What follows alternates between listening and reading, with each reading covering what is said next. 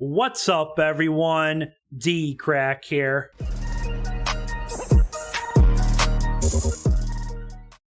Alright guys, so I've been thinking the last couple days of some new videos that I can react to, and I thought I might start doing some creepypasta reactions. I know some of you guys like the scary reactions. I do a lot of Angry Grandpa and other type of reactions, but I thought I might start doing some creepypasta reactions. So let me know, leave a like on this reaction. Comment down below if you want me to start doing some scary stories like creepypastas.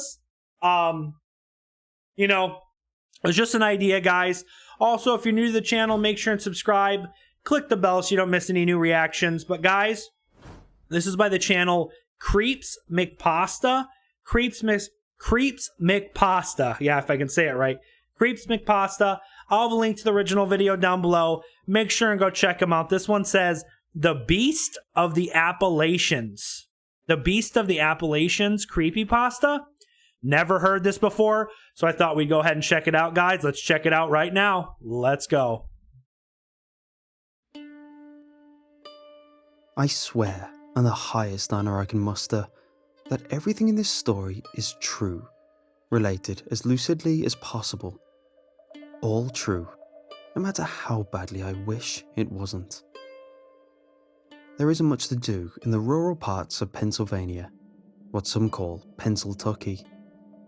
Like most parts of rural America, popular pastimes include drinking oneself into a stupor and driving unexpectedly 1983 Ford F-150s, double the speed limit down narrow, rarely maintained roads. I, however, occupy myself, when I can, by hunting. It gets a bad rap as a barbaric, cruel practice, but I've always found solace in the forest that is impossible to find in the cramped, too close for comfort atmosphere of a small town. This particular season, I was out in early November in a forest in the foothills of the Appalachians, a few minutes away from my home northwest of Harrisburg. It was late in the fall season, and the steady flow of foliage tourists, what locals call leaf peepers, was beginning to trickle to a stop. Some trees were still burning a fiery red-orange, but most were beginning to wither, foreshadowing an unusually harsh winter. The falling leaves created a curtain of decay which moved like a sandstorm in slow motion, shrouding and isolating me from my surroundings and crunching softly under every footstep. I paced my way through the temple of red and gold, alert for the light footsteps of my quarry, white-tailed deer. My Winchester 30-06 swayed on my back as I walked. The gun was overkill for a deer, but it doesn't pay to take chances around bigger game like elk and black bear. Yeah, you better have a good was new gun. Territory for me. A refreshing change of pace after paved trails and subdivisions began to encircle the hunting grounds of my childhood. As I walked, I began to lighten my guard, losing focus on the wildlife and becoming engrossed in the natural beauty of the area. I became so distracted, peering up at the falling leaves, that I tripped over a tree root snaking through the carpet. I followed it with my eye to its termination at the base of a massive, gnarled oak tree. The trunk was huge, but the tree was squat, blackened with age, and split down the middle as if by an act of God. This story could have ended then and there, if not for a smell that wafted up to me as I passed the tree. It wound its way up from the tree's base, Oh God, out of a swale in the ground, what smell? to the raised path I was walking on, pushing the crisp smell of the forest aside. My first thought was that of a dead animal, which could mean a bear in the area, so I circled the tree to take a look.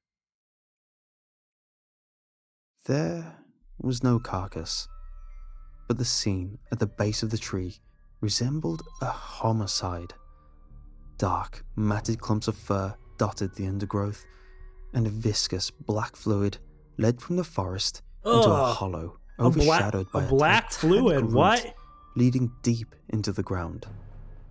The entire picture was punctuated by the small rank smell, a thick, coppery scent, like pennies mixed with death.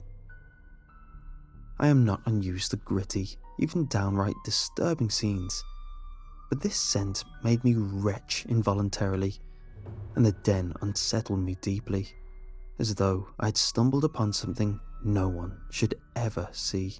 Not human, it sounds Shaken, like. I Ugh. moved back onto the trail, and, against my better judgment, resumed my search for a deer. The sun began to beat down overhead with all the clarity of a winter's day, shining a demanding light under the forest and weakening my resolve. I had just begun to unpack my lunch when something began to bother me. I couldn't put a finger on what it was, but I felt antsy, for lack of a better word. Something's watching Like you, I that's shouldn't be why. sitting still. Something's freaking watching you. Without even knowing it, I began to scan my surroundings for something, anything. I was returning to my lunch when it hit me. The forest was silent. No birds chirping, no insects buzzing. Even the rustle of trees in the wind had come to an ominous standstill. Everything's As left. the meaning of this realization began Because to sink in, they know and I something got to freaking my there. feet, What? two things happened in rapid succession. A sizable branch snapped a few hundred meters away, and an ungodly screech penetrated the November air. I have never heard a sound like it before Could it or be since. a It Bigfoot? was as though the As a earth Bigfoot? itself split and hell opened up, just long enough to sum Oh, up the no. suffering of the damned in one ear-splitting roar. Terrified, I bolted to my gun, leaned against the tree, and began to scan the undergrowth. Something big was moving through the forest floor, but I couldn't see what it was, thanks to the curtain of leaves falling around me. I hastily made tracks back in the direction I had come, forcing myself not to look back. Dude, After something's all, in there, dude. What animal No. would actively stalk a human without even being provoked? I had lost the sound A of the frickin' creature and began to demon, that's loosen up what. a little when I was hit with a bone-chilling realization. The sounds of the forest had come back behind me, but the trees in front were as silent of the grave. Whatever I had encountered, probably the same beast that had made the mess under the oak tree, It's now in front had of you. circled back in an attempt to trap me. No, Truly no, scared at this no, point, no. I scrambled off the path into a rock gully, my back to a damp rock wall. I crawled without taking my eyes off the path into a cave, hoping to hide my hyperventilation Dude. and chattering teeth from whatever was stalking me. Get out of there now, dude. Only a few minutes had passed when I heard the crunch of leaves and a deep, demonic snorting. It stopped on the path above my hideaway, No. and I held my breath, willing my heart to stop so as to be completely silent. The creature had begun to move on when my gun, leaning against the rock, slipped off the slick surface. Oh. It clattered to the ground, reverberating louder than an air raid siren in the crisp autumn air. No, no, My heart sank no. as I heard steps make their way Dude. down the rocks and closer to me. I crawled painfully slowly towards my rifle, every muscle in my body tight enough to burst. I stopped to steady myself and heard breathing right outside the cave opening. No, It was dude. choked, slavering breathing, unnatural breathing, which inspired visualizations of twisted corruptions of human and beast, a patchwork demon of animal and man. I reached for my gun and came the closest to death I ever have. Because I outstretched my hand, so did it. Instead of the smooth shellac of my rifle stock, my palm met a coarse, ragged fur, caked with mud and attached to a lanky, sinewy arm. The beast screamed, and as I shouldered my rifle and fired blindly out of the opening, I caught a glimpse of yellowed fang and one blood-red eye. An eye that reflected a hatred more ancient One than eye? man. What? A hatred that said, "This is my forest. It's You freaking... may have altered it through your presence. It's like an evil corrupted Bigfoot. it, but I was here before you, No, no. and I will be here after." Human willpower paled in the face of such uncompromising malice, and I shrank back against the rocks, robotically cycling bullets out of the cave. I sat there, dead-eyed, doing this for a long time. Overnight and well into the next morning. Over 18 hours of working a bolt and pulling the trigger.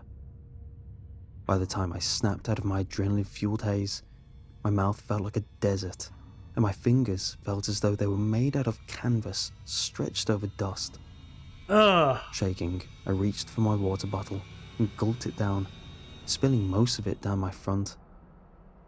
Praying the beast was long gone, I inched my way out of the cave and ran as fast as my rickety legs would carry me the 2-odd miles back to my truck, leaving most of my gear behind. Nothing pursued me, but the feeling of being hunted remained. I drove back to town 80 miles per hour on a dirt road, my eyes wide with fear and my hands gripping the wheel with white knuckles. Unable to bear the thoughts of my secluded home, I spent the night at a motel in town with a bottle of cheap whiskey and every light in the room turned on. The thought of the creature would not exit my mind. That is creepy. Loosed on the earth by some divine mistake? Yeah, it sounds like a demon. Just an animal. A cryptid lost to time and the memories of the trees? I didn't really want to know, but I couldn't, and still can't, let it go. The fear eventually subsided, but as I sit at home, thinking about this, I swear, hand to God, that I can hear a howl echo through the trees and across the mountains, telling me that I may never rest, never forget. Oh, hell no. Well, guys, that was The Beast of the Appalachians by Creepypasta. Like I said, guys, if you want me to do more scary reactions or creepypasta reactions like this, let me know, guys, down in the comments. Like I said earlier, if you're not subscribed, make sure and click the subscribe button. Click the bell so you don't miss any new reactions. Thanks for watching, guys. I really do appreciate it. And until next time, peace.